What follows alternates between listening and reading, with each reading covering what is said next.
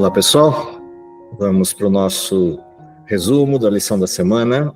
Estamos na lição número 8. Já passamos da metade da lição do trimestre. E no contexto da lição número 8, a gente começa também a migrar para a parte final do grande conflito, a parte final da história do drama do grande conflito. Até a lição de número 6, a gente esteve olhando, observando com bastante atenção, com bastante proximidade, todos os embates produzidos na história do pecado, desde o início do seu surgimento enquanto contexto, até a parte mais aguda desse processo de embates, que foi o período medieval. Na lição número 7, a gente passa a olhar para um outro aspecto do tema do conflito, que é a esperança daqueles que vivem nesse mundo, aguardando o cumprimento de uma promessa, que é a promessa feita por Cristo, de que voltaria para resgatar os seus filhos e encerraria a história do pecado. Na carona desse tema da promessa, na carona desse tema da esperança, a gente começa agora a observar os elementos que integram o processo da redenção. E na lição número 8, em particular, a gente é convidado a entrar no ambiente do santuário de Deus, a partir da perspectiva da missão de Cristo, a partir da perspectiva da função do processo salvífico de Cristo dentro do santuário, na sua atuação no santuário, e em paralelo o resgate de um elemento profético bastante significativo do nosso tempo, que é o início da purificação do santuário. Esse é o tema de discussão da semana, esses são os olhares para a lição dessa semana. Começando exatamente deste ponto, que é a referência profética, se você abrir a lição número 8, você vai encontrar já logo de cara um diagrama profético na comparação de dois textos do livro de Daniel, o capítulo 7 e o capítulo 8, e propositalmente colocados em uma tabela alinhada para a gente perceber duas coisas importantes. Primeiro, a repetição de uma mesma história, dos reinos que compunham a estrutura da história mundial a partir de Babilônia. Então, no capítulo 7, a gente encontra o reinado babilônico como início do processo da descrição histórica, depois acompanhado da Medopérsia, Grécia, Roma, e, por fim, o capítulo 7 termina com um olhar para uma questão importante, que é o juízo. Lembrando que Roma aqui, tanto na sua fase de Roma imperial, quanto na divisão dos reinos que compõem a sequência do modelo romano, mas o foco final do capítulo 7 é o fato de que um tribunal se assenta e se estabelece um juízo, ao final do qual Cristo volta para estabelecer o seu reino. Quando a gente vai para o capítulo 8 de Daniel, a mesma história se repete, porém com um reino a menos na partida. Babilônia já não é mais considerada no capítulo 8, Medopérsia e Grécia aparecem como sequência, Roma aparece numa citação distante do modelo, não como um império, mas uma citação paralela do modelo, que é a questão da Roma de continuidade, a Roma religiosa, mas o tema central do capítulo 8, que chama a atenção inclusive de Daniel, é o tema da purificação do santuário, que aparece analogamente ao tema do juízo no capítulo 7. Por que é importante esse alinhamento desses dois capítulos na percepção do juízo e na percepção da purificação do santuário? Primeiro, para a gente entender que as duas coisas significam exatamente a mesma. Ou seja, juízo ou purificação do santuário é a mesma coisa na profecia. Segundo, que juízo e purificação do santuário acontecem no final da história da existência desse mundo como um mundo de pecado, antes que venha a transformação desse mundo num mundo de perfeição e júbilo naquilo que Deus planejou para os seus filhos. O que significa, então, dizer que o tema da purificação do santuário, assim como o tema do juízo, são importantes principalmente para quem viveria no último tempo da história, o chamado tempo do fim, final da história. Pensando nesse termo, purificação do santuário, voltando um pouco da questão profética para a questão teológico-bíblica, o que significa o santuário? Por que o santuário aparece ligado ao tema do juízo? E aí é necessário que a gente se lembre que a noção de santuário surge em Israel a partir de uma planificação de Deus, de um modelo funcional de atividades existentes no céu, que são, de forma paralela, reproduzidos na Terra com uma representação. Ou seja, temos o original templo de Deus no céu, temos a cópia dele em modelo no ambiente terreno. Quando a gente olha para o santuário terrestre, algumas coisas saltam aos olhos. Por exemplo, o fato de que no santuário terrestre nós temos sacrifícios ocorrendo, cordeiros sendo mortos, outros animais sendo ofertados em sacrifício, todo um ritual feito naquilo que é chamado de tabernáculo, logo após cada um desses sacrifícios, e todas essas coisas que acontecem no santuário físico de Israel, de alguma forma reproduzem aspectos do santuário celestial. E aí vem algumas perguntas. Se no santuário celestial não há morte, se no céu de perfeição de Deus não há qualquer manifestação do processo do pecado, no sentido de persistência do pecado lá, como o santuário terrestre pode ser uma representação do céu? E aí aparece enquanto figura, enquanto personagem central da estrutura do santuário, aquele que exerce o sacerdócio, seja no santuário terrestre ou no santuário celestial. Essa noção de sacerdócio chama a atenção para um tipo de ministério que o santuário terrestre buscava representar. A pessoa, centro do santuário, por mais óbvio que seja, é a pessoa de Cristo. Toda a atuação do santuário, quer no sacrifício, quer no sacerdócio, quer na intercessão, quer no processo de juízo, se faz pela mesma pessoa, pelo mesmo personagem, Cristo. Ele é o centro de atenção do santuário. A despeito de o santuário ter a manifestação explícita da glória de Deus a partir da Arca da Aliança, do Shekinah manifesto no santuário terrestre, representando o trono de Deus no céu, o personagem que executa todas as funções é o Cristo. Ele é o Cordeiro morto, ele é o sacerdote, ele é o sumo sacerdote, ele é aquele que faz todo o processo do santuário principal ocorrer.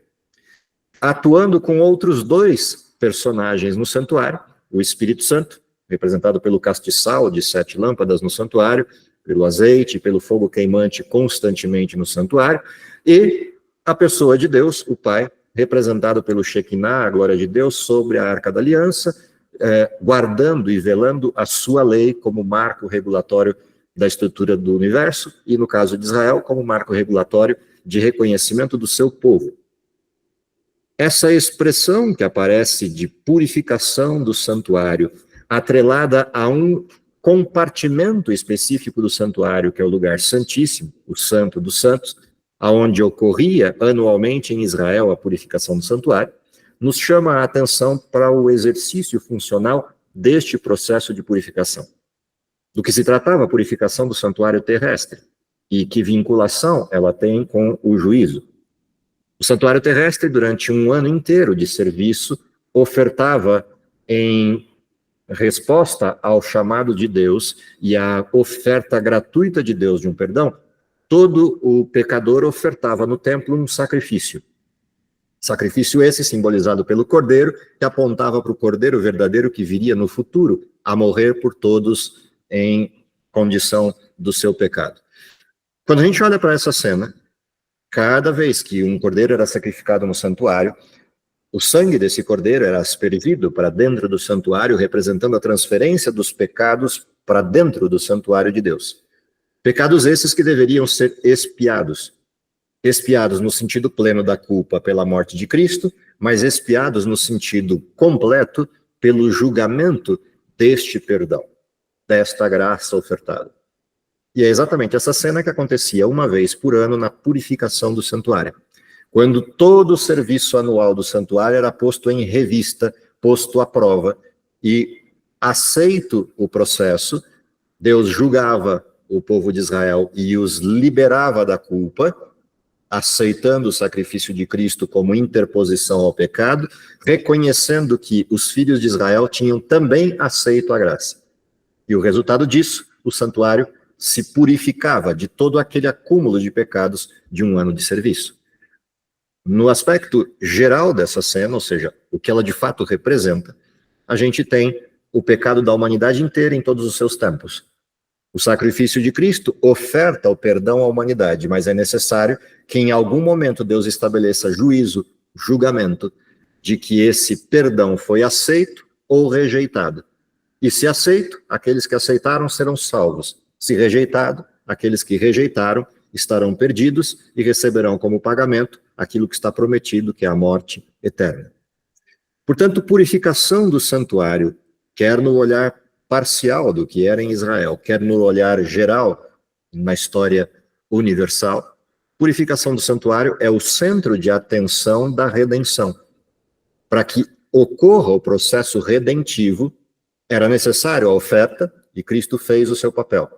Era necessário que a oferta fosse aceita por Deus como imaculada, e Cristo se apresenta, Apocalipse 4 e 5 descrevem a cena, se apresenta diante do Pai como digno, aquele cordeiro que foi morto e comprou com seu sangue todos aqueles que eram pecadores. Por sua vez, agora é necessário que os que aceitaram o perdão sejam julgados por Deus, para serem confirmados como seus ou rejeitados por terem antecipadamente rejeitado a Deus. Disso se trata o juízo. Portanto, a noção de juízo atrelada ao tema do grande conflito, ela tem duas perspectivas possíveis. Perspectiva 1, a expectativa do juízo por aqueles que são justos e aceitaram a graça de Cristo, que produz essa justiça. Aqueles que são justos aguardam o juízo para o encerramento da história e serem colocados como vindicados por Deus como seus filhos. Por sua vez, aqueles que não aceitam Deus têm no juízo um problema.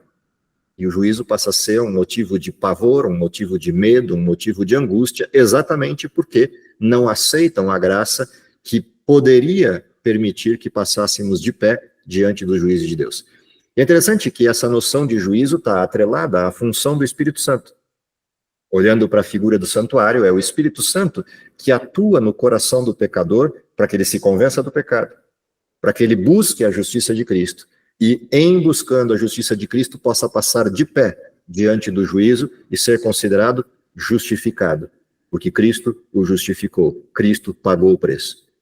Sob essa perspectiva é que nós somos chamados a atenção para observar o sacerdócio de Cristo. Ou seja, Cristo não só veio ao mundo e morreu por nós, não só veio ao mundo e cumpriu sua primeira promessa, que era a promessa do sacrifício e a oferta da vida a partir da sua ressurreição, mas imediatamente após o exercício desse sacrifício, ele assume a condição de sacerdócio, intercedendo por todos. E essa intercessão feita por Cristo é manifesta nos textos que também estão para a gente estudar na semana, que são os textos do livro de Hebreus.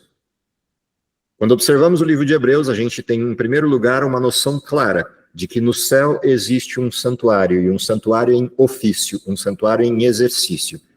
Exercício esse que teve a sua fase sacrificial e agora segue a sua fase intercessória e de juízo.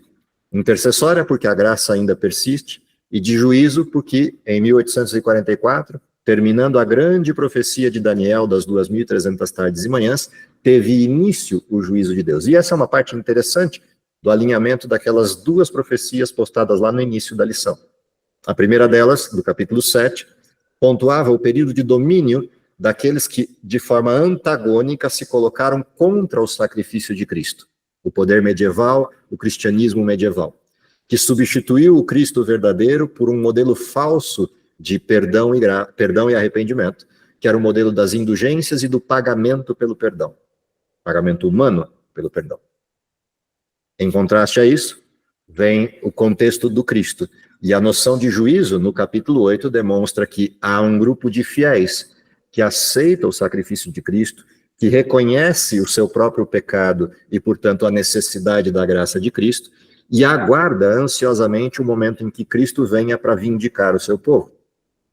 E esse grupo espera de maneira ansiosa e, ao mesmo tempo, feliz a chegada do juízo. E é com essa perspectiva que a gente olha para o santuário do céu, entendendo que esse santuário nos fornece paz com Deus, e mais do que isso, a oportunidade, como Paulo diz em Hebreus, de adentrarmos o Santo dos Santos com intrepidez, com coragem, com tranquilidade de que seremos ouvidos e atendidos pelo Pai, porque o Pai não nos vê enquanto pecadores, mas vê o Cristo que morreu por nós. Uma vez que essa é a condição, e essa é a mensagem, a boa notícia da graça, como terminamos a lição da semana. A gente termina a lição da semana num olhar para esse mesmo santuário, na figura do Cristo, à luz do texto de Hebreus 10 ou de outros textos do Novo Testamento, entendendo que esse Cristo atua como advogado, como aquele que intercede e nos defende diante de Deus. Não porque Deus seja um acusador com uma lupa buscando pecados, mas nos defende no sentido da acusação que pode pairar sobre Deus de que ele esteja sendo parcial ou injusto. Ou acusações que caem sobre nós de que nosso arrependimento não seja genuíno. E é Jesus quem entra em cena na figura da atuação do santuário celestial para dizer: são meus, me aceitaram e eu os reconheço como meus. E apresenta-nos diante do Pai como filhos. E aí, dentro dessa condição de sermos tratados pelo Pai como filhos de Deus, como aqueles que foram resgatados, como aqueles que foram salvos, irmãos em Cristo, podemos agora adentrar o reino com confiança e adentrarmos a sala do trono sem nenhuma preocupação, porque a graça nos salvou.